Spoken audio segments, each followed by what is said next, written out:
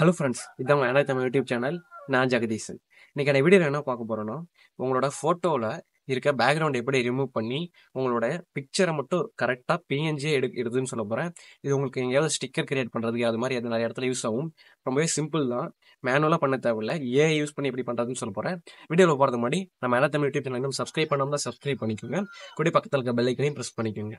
வாங்க வீடியோக்குள்ளே போகலாம்.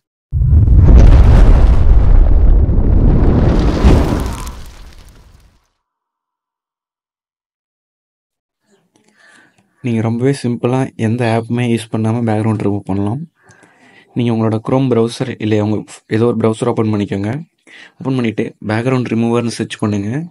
சைட்டோட லிங்க் நாங்கள் டிஸ்கிரிப்ஷன்லையும் கொடுத்துருக்கேன். அதில் அந்த ரிமூவ் பேக்ரவுண்ட் இருக்குல்ல, அதை கிளிக் பண்ணி ஓப்பன் பண்ணிக்கோங்க. ஓப்பன் பண்ணிவிட்டு அப்லோடு இமேஜ் இருக்குல்ல, அதை கிளிக் பண்ணி உங்கள் கேலரிலேருந்து இமேஜ் அப்லோட் பண்ணிக்கோங்க. இப்போது இது கொஞ்சம் ப்ராசஸ் ஆக ஸ்டார்ட் ஆயிடுச்சு. இது கொஞ்சம் டைம் எடுக்கும், கொஞ்சம் நேரம் வெயிட் பண்ணுங்கள். வித்தின் 20 செகண்ட்ஸ் அந்த மாதிரி தான் எடுக்கும். அவ்வளோதான், இப்போ ரிமூவ் ஆயிடுச்சு. இப்போ பாருங்கள், பேக்ரவுண்ட் ரிமூவ் ஆகி என்னோடய ஃபோட்டோ மட்டும் இருக்குது.